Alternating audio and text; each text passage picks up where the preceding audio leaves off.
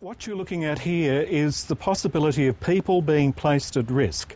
And we're not just talking about a gradual increase in sea level.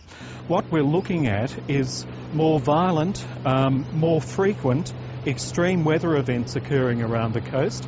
I mean, we've seen in Samoa and elsewhere in the Pacific the effects of tsunami. Imagine the impact of severe storm events and surges which were on a similar scale to the tsunamis that we've seen in the Pacific, and that's the sort of risk that these communities and people living in them will be exposed to in the future. So we have to take action.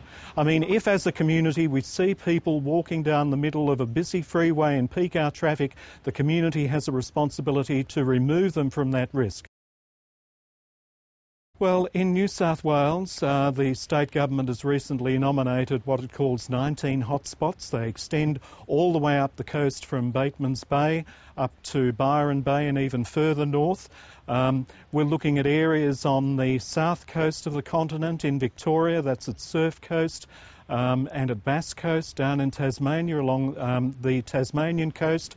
We're also looking at areas in South Australia, Western Australia, and of course in Queensland. So these risks and the impacts of climate change and rising sea level really threaten coastal communities all around Australia, and these are the fastest growing communities in the nation.